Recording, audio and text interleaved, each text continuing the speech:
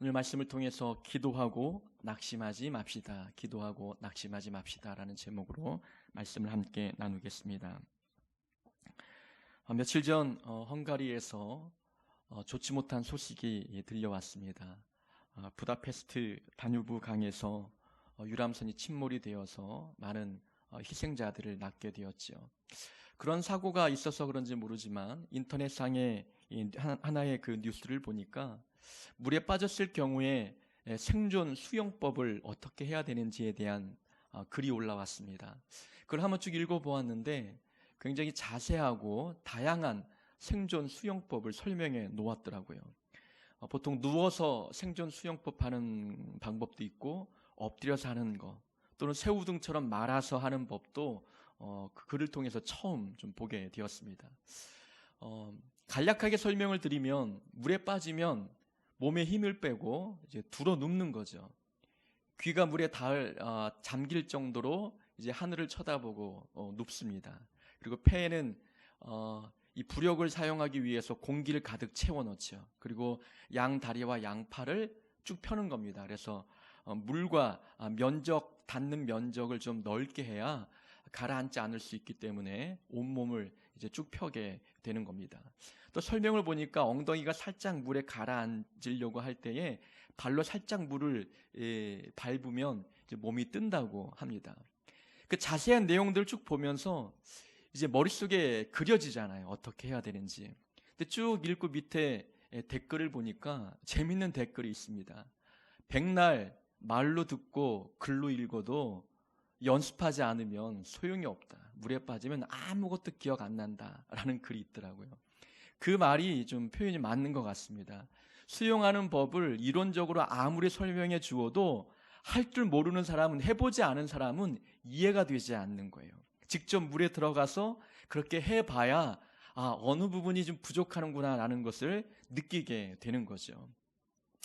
기도에 대해서 우리가 오늘 말씀을 우리가 함께 볼 텐데, 기도가 수영을 배우는 것과 같습니다. 기도에 대한 많은 정의가 있습니다. 기도에 대해서 많은 것을 가르쳐주는 분들이 계시죠. 기도는 이렇다. 기도는 영적인 호흡이다. 기도는 하나님과의 대화다. 기도는 정말 하나님과 교제의 시간이다. 여러 가지 표현으로 정의를 내리고 있지만 기도는 해보지 않으면 모른다는 겁니다.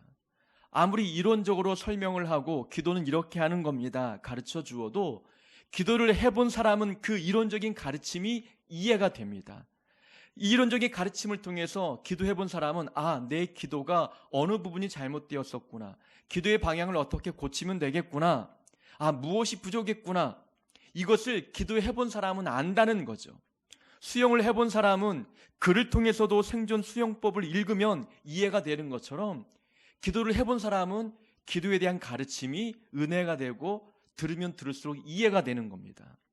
근데 기도는 해보지 않은 사람은 모른다는 겁니다. 아무리 기도는 말로 글로 설명하고 읽고 보아도 기도를 해보지 않은 사람은 기도가 무엇이고 기도에 대한 내용을 백날 은혜롭게 설교를 해도 마음에 와닿지 않게 된다는 것이지요. 그래서 신앙생활에서 가장 어려운 영역 중에 하나가 기도입니다. 하나님의 말씀은 자리에 앉아서 들으면 되는 겁니다. 찬양은 함께 부르면 되는 거예요. 모르는 찬양도 따라 부르면 시간이 지나면 알게 되지요. 근데 기도는 내가 해야 되는 겁니다.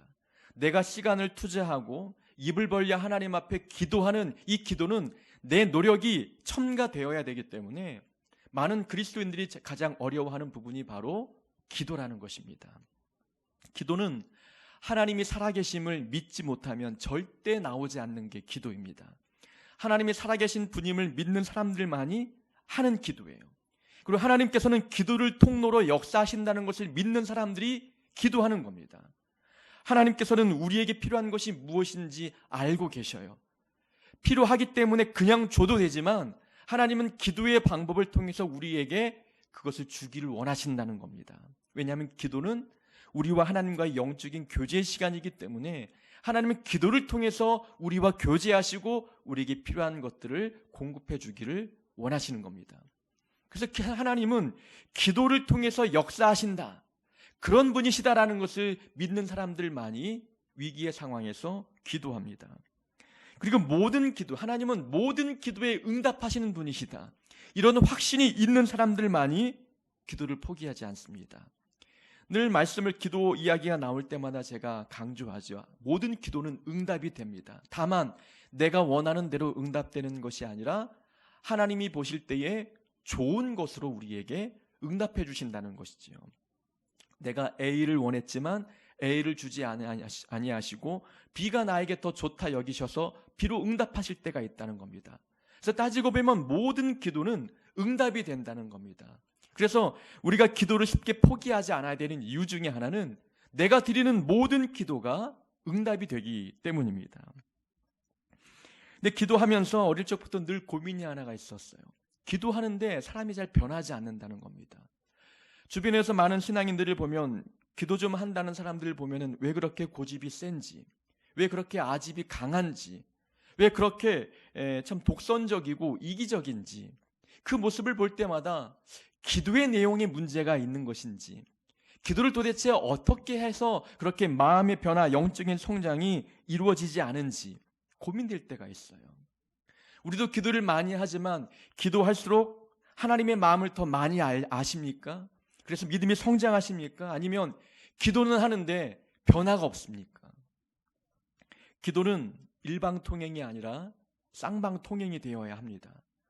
기도는 내가 원하는 것을 하나님 앞에 간구하는 것일 수도 있지만 하나님이 원하시는 것을 듣는 시간이 기도입니다. 그러니까 내가 하고 싶은 말만 막 하는 것이 기도가 아니라 내가 드릴 기도도 드리고 그리고 하나님께서 하시는 말씀을 듣는 거예요.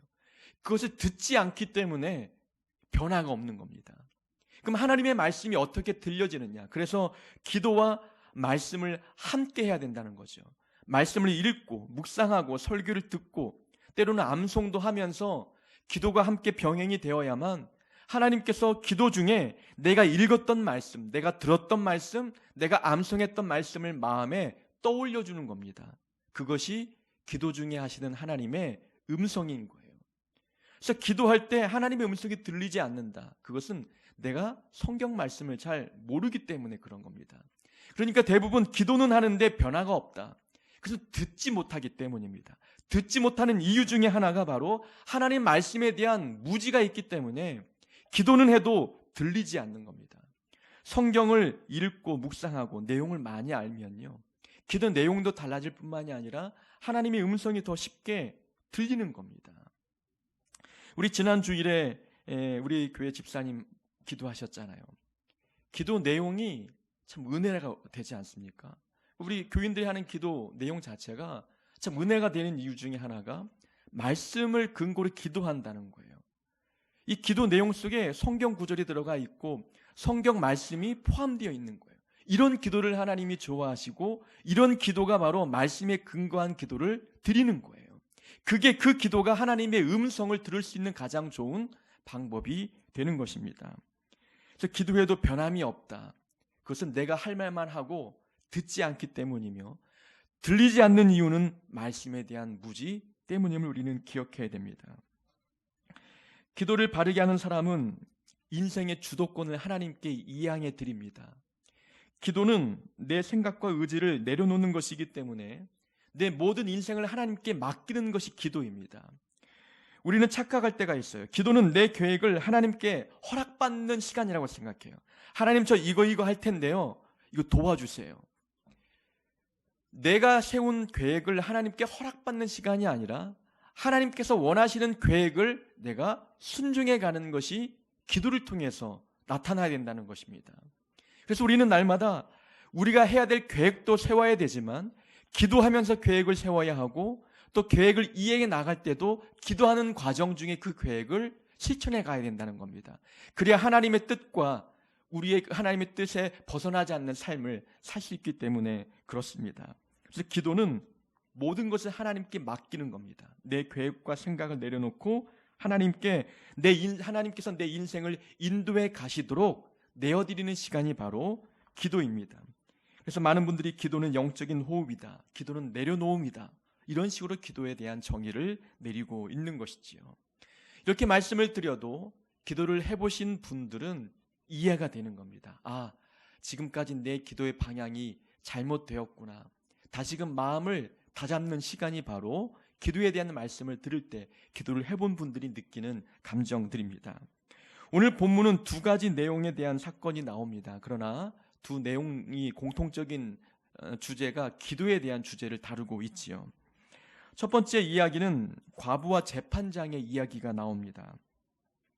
이 비유 속에서 등장하는 재판장은 하나님을 두려워하지 않고 사람을 무시하는 재판장이라고 소개하고 있어요. 재판관이라고 하면은 공평과 공정, 정의로운 분, 그런 이미지의 어떤 단어가 연상이 되는데, 그러나 오늘 본문에 보니 이 재판관은 하나님을 두려워하지 않습니다. 우선 하나님을 두려워하지 않다는 것은 하나님 앞에 정직하게 정의롭게 공평하게 판단을 내리는 사람이 아니라는 겁니다. 그리고 사람을 무시한다라는 것은 사람 봐가면서 누구에게는 득이 되도록 누구에게는 해가 되도록 판결을 내리고 있는 사람이라는 것을 알 수 있죠. 그래서 억울한 일을 당해도 이 재판관을 찾아가도 그 억울함을 해결받지 못하는 일들이 부지기수라는 겁니다. 그런데 오늘 본문에 보니까 한 과부가 억울한 일을 당했습니다. 믿을 만한 사람은 재판장뿐이어서 재판장에게 찾아갔지요. 남편을 잃은 것도 슬픈데 더 슬픈 것은 아마 모든 재산을 부당하게 빼앗긴 그 사건을 좀 해결받기 위해서 재판관을 찾아갔던 것으로 보입니다. 근데 이 재판관이 하나님을 두려워하지 않고 사람을 무시하는 사람이기 때문에 의지할 것 없는 힘없는 과부가 와서 도와달라고 한다 한들 그 말이 귀에 들리겠습니까? 귀찮은 거죠. 돈도 없고 이 여인을 도와준다고 해서 나에게 이로울 것이 아무것도 없는 거예요. 처음엔 무시하고 또 괄시하고 돌려보냈지만 끊임없이 찾아오는 겁니다. 이 재판관이 생각하기를 이 과부가 나를 번거롭게 하니 내가 그 원한을 풀어줘야 되겠다라고 이야기한다는 거죠. 그러면서 예수님께서 결론적으로 말씀하시기를 하물며 하나님께서 그 밤낮 부르짖는 택하신 자들의 원한을 풀어주지 아니하겠느냐 말씀하고 계신 거죠. 이 이야기의 핵심은 우리의 기도를 들으시는 하나님이 어떤 분이냐라는 것을 말씀해 주고 있는 겁니다. 그래서 하나님과 재판장을 대조시키고 있는 거죠. 재판관은 사람의 말을 들어주지 않는 사람이죠. 마음이 완악한 자입니다. 그런데 과부의 간청, 끈질긴 간청 때문에 이 과부가 원하는 것을 해결해 주었다는 겁니다. 근데 하나님은 재판관과 같지 않은 분이에요. 하나님은 정의로우시고 공평하시고 사랑이 많으시고 긍휼이 풍성하신 분이라는 겁니다. 본문에 나와 있는 재판관과 같지 않은 분이 하나님이신데 하물며 재판장도 과부의 원한을 풀어주었는데 택하신 하나님의 자녀들의 기도에 어찌 하나님께서 응답해 주지 않으시겠느냐라는 것이 예수님의 가르침입니다. 그러니 기도하고 난 뒤에 낭망하지 말라는 거예요. 기도하고 난 뒤에 실망하는 이유가 기도가 응답이 되지 않은 것 같은 생각이 들어서, 내 기도가 하나님이 듣지 않으신 것 같아서, 하나님께서 나를 무시하는 것 같아서, 내 기도를 하나님이 거절하신 것 같은 느낌이 들어서 우리는 낭망할 때가 있다는 겁니다. 그러나 그런 생각 자체가 틀렸다고 우리에게 말씀하십니다. 우리의 기도를 들으시는 분이 누구인지를 기억하라는 겁니다. 무지한 재판장, 그 마음이 패역하고 완악했던 재판장도 과부의 원한을 풀어주었는데 사랑 많으신 하나님께서 어찌 택하신 자들의 원한을 풀어주지 않겠느냐. 그러니 실망하지 말고 끊임없이 기도하라고 우리에게 말씀해주고 계십니다. 우리는 기도할 때 내 기도를 들으시는 분이 바로 하나님 아버지이심을 기억해야 합니다. 재판장과 대조를 이루고 있지만 하나님은 재판관의 입장에서 우리 기도를 듣는 분이 아니라 아버지 입장에서 들으시는 거예요. 성경에 보니까 택하신 자들의 원한을 풀어주지 않겠느냐. 우리를 향해서 택하신 자라고 말씀합니다. 죄인 되었던 우리를 택하셔서 하나님의 자녀 삼아 주셨어요. 그러니까 우리는 아버지께 기도하는 거라는 겁니다. 재판관의 시각으로 우리를 바라보는 분이 아니라 하나님은 아버지의 시각으로 우리를 바라보신다는 겁니다. 재판관은 완고합니다. 때로는 정확한 잣대를 가지고 우리를 판단하지요. 그래서 내 간청을 듣고 그 간청을 들어줄 만한 행동을 했는지 안 했는지를 판단하는 그 시각이 재판관이 갖고 있는 시각이라는 겁니다. 근데 아버지는 다르지요. 아버지는 이 자녀가 간구하는 그 내용을 듣고 이것을 들어줄 만한 행동을 했는지 안 했는지를 판단하는 분이 아버지 아닙니다. 아버지는 자녀이기 때문에 그 자녀가 원하는 것을 들어주는 거예요. 5월달에 아들 생일이 있었습니다. 아들이 갖고 싶은 선물을 항상 미리 생각해놔요. 이번에는 손목시계를 사달라고 합니다. 쭉 되짚어보면 아들 선물은 그렇게 좀 싼 선물은 없었던 것 같아요. 뭐 어릴 때는 그 드론, 물론 제가 갖고 놀고 싶어서 사주긴 했지만 드론도 이제 사줬고, 이번에는 요즘 애들은 이 과거에 우리가 예물시계처럼 샀던 그 쇠줄 시계 있잖아요. 요즘 애들이 유행이 그건 것 같아요. 그 시계를 사달라는 거예요. 근데 그 생일 때쯤에 이제 성적표가 나오는 날 아닙니까? 중간고사 성적표. 성적표를 보면 사주고 싶은 마음이 들까요, 안 들까요? 들지 않는다는 거예요. 그런데 아들이 원하니까 사주는 거예요. 이게 아버지의 마음이라는 겁니다. 재판관의 마음은 시계를 요구할 만한 조건이 아닌 거예요. 시계를 사달라고 말할 염치가 없는 그런 행동을 했지만 아버지는 그렇게 보지 않는다는 겁니다. 아들이기 때문에 이 관계에 의해서 그의 간청을 들어주는 겁니다. 그러니까 하나님은 우리를 택하신 자녀라고 말씀하고 계시는 겁니다. 우리가 드리는 기도를 하나님은 그래요, 한번 보자. 네가 이번 한 주간 어떻게 살았는지 보고 너의 기도에 내가 응답해 줄지 안 해줄지 판단하겠다. 이런 분이 아니라는 겁니다. 하나님은 우리를 자녀로 보시는 아버지이시기 때문에 우리의 행위와는 상관없이 우리가 하나님 앞에 마음을 흡족하게 해드리는 행위를 그렇게 많이 하지 않았어도 자녀가 드리는 그 기도를 들으시고 응답하시는 분이시라는 것입니다.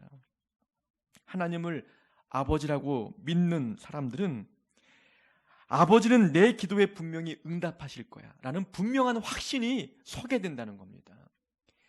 하나님은 아버지이십니다. 저 높은 하늘에 계신 높으신 분이시지만 우리의 아버지, 나랑 가장 가까운 분임을 기억해야 된다는 겁니다. 근데 우리는 하나님을 너무나 높은 분으로 여길 때가 많습니다. 나와 너무나 거리가 멀고 굉장히 고귀한 분이기 때문에 나 같은 기도 하나님께서 내가 드리는 기도 듣지 않을 것 같은 생각이 들 때가 많이 있다는 거죠. 그러나 그렇지 않다는 겁니다. 하나님은 아버지의 마음으로 우리의 기도를 들으시는 분이십니다. 그래서 우리가 하는 모든 기도를 기쁨으로 들으시고 그 기도에 응답할 때를 기다리시고 모든 기도에 응답하시는 분이 바로 우리의 하나님 아버지 되십니다. 그래서 우리 기도할 때마다 아버지께 드리는 기도다 라고 생각하고 기도한다면 기도 후에 낭망할 일이 없을 줄로 믿습니다. 기다림을 거절이라고 생각하지 말아야 합니다. 모든 기도에는 기다림의 시간이 필요하죠. 내가 드리는 기도마다 족족 응답이 된다면 그 사람은 분명 교만해질 확률이 높습니다. 근데 하나님은 우리의 기도를 들으시고 바로 응답하기보다도 기도의 응답을 받을 만한 믿음의 그릇이 준비되도록 기다리십니다. 그래서 항상 모든 기도에는 기다림의 과정이 필요한 것이지요. 하나님의 응답의 때가 될 때까지 우리는 기도하면서 그 응답을 소유할 만한 믿음의 소유자가 되도록 우리의 믿음의 그릇들을 키워나가야 하는 것입니다. 근데 우리는 이 기다림의 시기가 너무 힘들지요. 기도할 때마다 이 기다리는 시간이 너무 힘들어서 그 시기, 응답이 하나님께서 내 기도에 거절하셨다고 착각할 때가 많이 있다는 것입니다. 근데 기도는 하나님께서 모든 기도에 응답하시되 기다림의 시간이 필요합니다. 그러나 우리는 기도할 때마다 바로 응답하시는 하나님의 응답이 있습니다. 그것은 평강을 우리 마음에 부어주십니다. 우리가 기도할 때마다 기도하는 그 즉시 하나님의 평강이 우리 마음에 임하는 거예요. 이 평강 때문에 기도 응답이 이루어질 때까지 기다릴 수 있는 영적인 힘을 공급받게 되는 겁니다. 우리가 기도해도 삶의 문제가 빨리 해결이 안 될 때가 있잖아요. 마음의 문제가 해결이 안 될 때가 있다는 겁니다. 그런데 기도하고 나면 마음이 평강한 겁니다. 그래서 문제가 해결되지 않아도 우리 마음의 기쁨과 감사가 샘솟기 시작하는 겁니다. 기도하는 그 즉시 하나님께서 하늘의 평강을 부어주셨기 때문에 마음에, 감정에 그런 반응들이 나타나기 시작하는 것이지요. 우리는 그래서 힘들 때 기도의 응답이, 기다림의 시간이 길어져도 끝까지 기도해야 되는 겁니다. 기도를 통해서 평강을 공급받고 이 평강의 힘으로 말미암아 하나님이 응답하실 그 날을 기다릴 수 있는 힘을 공급받을 수 있기 때문에 그렇습니다. 하나님은 기도에 응답하시되 그 응답을 담을 만한 믿음의 그릇을 준비하도록 기다림의 시간을 우리에게 허락해 주십니다. 기다림의 시간은 그래서 마음의 그릇을 준비하는 시간이 되지요. 요셉도 보디발의 집과 또 감옥 안에서 고된 삶을 살아왔습니다. 그는 그 안에서 늘 기도했습니다. 그의 기도가 언제 응답이 될지 그 자신도 몰랐지만 수년 동안 기도하면서 믿음의 그릇들을 준비해 갔습니다. 그가 아버지 품을 떠날 때부터 그 받은 상처와 괴로움과 아픔이 얼마나 컸겠습니까? 그러나 그는 기도했고 하나님이 동행해 주셨고 형통의 삶을 살면서 그는 어떤 환경이든지 믿음의 그릇들을 준비해 나갔습니다. 그는 요셉이 하루아침에 애굽의 총리 대신의 자리에 올랐을 때 그가 교만하지 않았던 이유, 그는 그 기도의 응답을 담을 수 있는 믿음의 그릇이 준비되었기 때문에 가능했던 것입니다. 기다림의 시간이 없이, 믿음의 그릇을 준비하는 과정 없이 하나님께 놀라운 복을 입었다. 그럼 그 복이 그 사람에게는 독이 될 수 있다는 것입니다. 복을 담을 만한 믿음의 그릇이 준비되어 있어야 하기 때문에 하나님은 우리에게 기도하라 말씀하시고 기도의 응답을 더디 이루어 주신다는 것을 기억해야 됩니다. 그러나 기다림을 거절이라 생각하지 마시고 기다림은 믿음의 그릇을 준비하는 시간이다 라고 여기는 믿음의 사람이 되어야 될 줄로 믿습니다. 바리새인과 세리의 기도가 9절부터 14절까지 나옵니다. 바리새인은 율법을 철저히 지키는 사람이지요. 그래서 많은 사람들이 바리새인의 그 의로움들을 칭찬하기도 했습니다. 그러다 보니 바리새인들은 교만했습니다.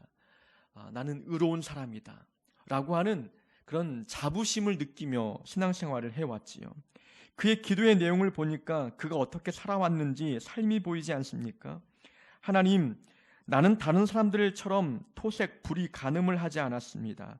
옆에 있는 이 세리와도 같지 않습니다. 저는 일주일에 2번씩 금식도 했고 소득의 11조를 하나님께 꼬박꼬박 드렸습니다. 그의 기도가 기도인지 자랑인지 구분이 안 가지 않습니까? 기도하면서 자기의 의로움을 드러내고 있다는 것입니다. 근데 세리는 그 당시의 사회적 분위기로 보면은 세리는 죄인으로 낙인 찍혀 살고 있는 자들이었습니다. 로마의 앞잡이 노릇을 한다고 하는 인식들이 있었기 때문에 세리하면 죄인이라고 하는 죄인과 세리를 동의어로 여길 만큼 그렇게 사회적인 인식이 좋지 않았던 사람들입니다. 그 세리가 하나님 앞에 기도하는데 하늘을 우러러 쳐다보지도 못하고 가슴을 치면서 하나님 불쌍히 여기소서 나는 죄인입니다 라고 기도하고 있다는 겁니다. 기도는 겸손해야 된다는 겁니다. 기도가 자랑이 되는 사람이 있습니다. 기도가 그의 교만을 드러내는 수단, 도구가 되는 사람들이 있다는 겁니다. 우리는 바리새인과 세리를 보면서 그의 기도의 내용 속에 그의 삶이 드러나고 있다는 것을 우리가 깨닫지 않습니까? 바리새인의 기도 내용을 보니까 그가 그 기도 자체가 자랑이 되고 있는 것처럼 그의 삶도 자랑거리로 여기고 있는 사람입니다. 세리는 기도도 겸손하게 하는 것처럼 그의 삶도 겸손하다는 것을 우리가 짐작해 볼 수 있다는 겁니다. 그래서 우리는 기도라는 것은 우리의 삶의 수준을 뛰어넘지 못한다는 거예요. 기도는 그 사람의 삶을 보여준다는 겁니다. 이 바리새인이 세리를 향해서 비난하며 기도하잖아요. 이 세리와 같지 않음을 감사합니다. 세리를 하찮게 여기고 있는 겁니다. 그가 평소에 세리를 대하는 태도가 어떠한지 그의 기도 내용을 들여다보면 알 수 있는 거예요. 삶에서 세리를 사랑하는데 기도하면서 세리를 비난하겠습니까? 아니라는 거예요. 평소에도 세리를 하찮게 보았기 때문에 기도할 때에도 세리를 인간 취급하지 않는 모습을 보여주고 있는 겁니다. 그는 삶에서도 금식을 자랑하고 11조 내는 것을 자랑하고 있었기 때문에 기도를 통해서 하나님 앞에 그 의로움을 드러내고 있는 겁니다. 그래서 우리는 우리의 기도의 내용은 우리의 삶을 비추는 거울과 같습니다. 내가 산 만큼 기도하게 되어 있고 기도한 만큼 삶을 살게 되어 있습니다. 그래서 기도가 바뀌지 않으면, 기도 내용이 바뀌지 않으면 삶이 바뀌지 않는 것이고, 삶의 변화가 없으면 기도 내용의 변화도 기대하기 어려운 것입니다. 우리가 삶에서 누군가를 미워하는데 기도는 그를 사랑하는 기도를 할 수 있다? 아니라는 겁니다. 그를 사랑하기 위해서는 사랑의 기도가 나와야 하고 그 사랑의 기도를 드린 만큼 삶에서도 사랑을 실천해야 되는 겁니다. 그래서 기도의 내용과 삶의 내용은 비례한 겁니다. 함께 가게 된다는 것이지요. 그래서 우리가 기도하면서 삶의 변화를 경험하기 위해서는 기도의 내용부터 달라져야 되는 것입니다. 이 바리새인은 하나님 앞에 기도하는 것이 아니라 사람들을 보란 듯이 기도하고 있습니다. 사람 앞에서 하는 기도지요. 들으라는 겁니다. 큰 소리로 자기의 의로움을 자랑거리로 여기고 있다는 거죠. 근데 그가 하는 감사 내용을 보면은 이 세리와도 같지 아니함을 감사하나이다. 이게 과연 감사의 조건이 될 수 있는지 우리는 의아하지 않습니까? 우리가 하나님 앞에 감사할 때 조심해야 될 부분이 있다는 거예요. 우리의 감사가 누구와의 비교를 통해서 나오는 감사라면 그건 누군가에게, 내 감사가 누군가에게 상처가 될 수 있다는 거예요. 이 바리새인은 정말 자기가 세리와 같지 않음을 감사할 수도 있겠지만 그러나 그 내용을 세리가 들었을 때에는 상처가 되는 거예요. 이 바리새인의 감사 자체가 틀린 이유 중에 하나가 비교를 통해서 나오는 감사는 위험하다는 겁니다. 우리가 지난주에 말씀을 들었을 때에 감사, 자족하는 마음이 있어야 감사가 나온다 말씀을 들었어요. 감사는 자족의 마음에서 나오는 것이지 비교를 통해서 나오는 것이 결코 아니라는 겁니다. 우리는 보통 감사할 때 그래도 나보다 더 힘든 저런 사람도 살고 있는데 라고 생각하면서 감사하잖아요. 그것이 듣는 사람에게는 상처가 될 수 있다는 거예요. 우리는 하나님께 받은 은혜에 대해서 자랑하며 감사하지만 그러나 그렇게 살지 못하는 사람들이 들을 때에는 자괴감이 들 수도 있다는 겁니다. 그래서 감사는 비교에서 나오는 감사가 되지 말아야 되는 것이고 그저 내 삶에 대한 자족하는 마음에서 나오는 감사가 되어야 된다는 겁니다. 우리의 기도가 감사 내용을 많이 담고 있는 것 중요하고 또 좋은 기도입니다. 그러나 그 감사가 비교를 통해서 나오는 감사가 되지 말고 자족에서 나오는 감사가 되어야 합니다. 기도와 삶이 함께 성장해 가야 하는데 그러기 위해서는 말씀드린 대로 기도가 바뀌면 삶이 바뀌고 또 삶이 변화되면 기도의 내용도 변화되게 되어 있습니다.